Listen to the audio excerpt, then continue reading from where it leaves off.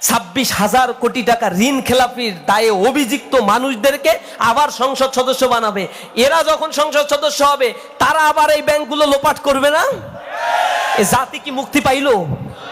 এত রক্তের তাহলে পরিণতিটা কোথায় চলে যাচ্ছে? জিম্মি হয়ে গেছে একটা ভিসা সার্কেলের কাছে, দুষ্ট চক্রের কাছে। রক্ত দেয় কারা আর বেনিফিশিয়ারি হয় কারা? এখন আর সেই তামাশা চলবে না। জাতি এখন জেগে উঠেছে ইনসাফের পক্ষে, ন্যায়ের পক্ষে, কল্যাণ প্রতিষ্ঠার জন্য। এখন রক্ত দিয়ে হলো আগামীর বাংলাদেশকে আমরা বিনির্মাণ করব ইনশাআল্লাহ। আমরা এই বাংলাদেশ একসাথে আমরা সেই বাংলাদেশকে গড়ে তুলবো, যেই বাংলাদেশে আমার স্বাধীনতা থাকবে, আমার বাংলাদেশের সার্বভৌমত্ব টিকে থাকবে, যেই বাংলাদেশে আমার পরবর্তী প্রজন্ম অর্ধাহারে অনাহারে থাকবে না। চাকরির জন্য তাকে রাস্তায় রাস্তায় দৌড়াতে হবে না। লেখাপড়া শেষ করার সাথে সাথেই যার চাকরির নিশ্চয়তা যারা দিতে পারবে, আগামীর বাংলাদেশ তাদের কাছেই নিরাপদ হবে। কোন লোপাটকারী, দুর্নীতিবাজ, সন্ত্রাস আর চাঁদাবাজকে আর আমরা বাংলায় দেখতে চাই না। এজন্য আর একটা কালচারাল বিপ্লব দরকার, কালচারাল রিভলিউশন দরকার। সেই সাংস্কৃতিক বিপ্লব আমাদের মনে মনে গেঁথে দিতে হবে। এই দেশের সঠিক ইতিহাসগুলো আমাদেরকে জানতে হবে। এ জাতিকে আবার জাগ্রত করতে হবে। আমরা হাজী শরীয়তুল্লাহর উত্তরসূরি, আমরা তিতুমিরের উত্তরসূরি, আমরা মুসা বিন নুসাইরের উত্তরসূরি, আমরা তারেক বিন জিয়াদের উত্তরসূরি। আমরা রক্ত দিতে পারি, কিন্তু কলপেরিয়াদের কাছে আমার ভূখণ্ড আমি ইজারা দিতে পারি না। প্রিয় উপস্থিতি, সামনে সেই সুবর্ণ সুযোগ আমাদের আসছে। ভারতীয় আধিপত্যবাদ আমাদের কাছ থেকে বিদায় নিয়েছে, কিন্তু তাদের এস্টাবলিশমেন্ট আবার রিএস্টাবলিশমেন্টের জন্য চেষ্টা করে যাচ্ছে। সতর্ক হতে হবে। যদি এখন আমরা সতর্ক না হই, এখনো যদি ঘুমিয়ে ঘুমিয়ে দিন কাটাই, মোবাইল আর অ্যান্ড্রয়েডে ফেসবুকে সময় কাটিয়ে দিয়ে মনে করি একটা পরিবর্তন আসবে, না নামলে কখনো পরিবর্তন আসে না। আল্লাহ কোন জাতির ভাগ্য ততক্ষণ পরিবর্তন করেন না যতক্ষণ না পর্যন্ত সে জাতি তার নিজের ভাগ্য পরিবর্তনের জন্য চেষ্টা করে। আমাদের সমাজ আজ কোথায় গিয়েছে আমরা দেখতে পাই। শিক্ষা ব্যবস্থায় শিক্ষিত হয়ে চরিত্রের চরম অধপতন নেমে গিয়েছে। তরুণ সমাজ মাদকের করাল গ্রাসে নিমজ্জিত হয়ে পড়েছে। স্কুল, কলেজ, ইউনিভার্সিটিতে পড়া 50% অধিক যুবক আজ মাদকে আসক্ত হয়ে পড়েছে।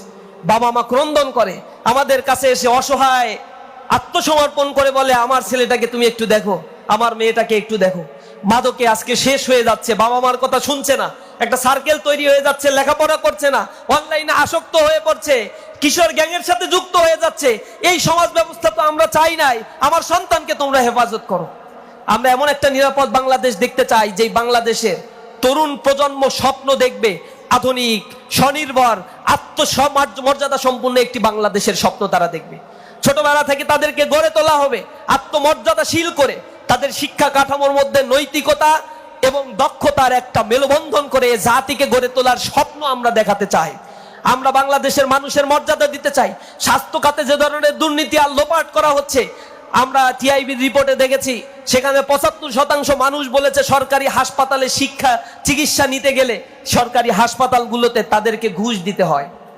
কল্পনা করতে পারেন, সরকারের হাসপাতাল চলে আপনার ট্যাক্সের টাকায়, ওইখানে গিয়ে যে কাজটা করাবেন সেইখানেও আবার ঘুষের তদবির করতে হয়।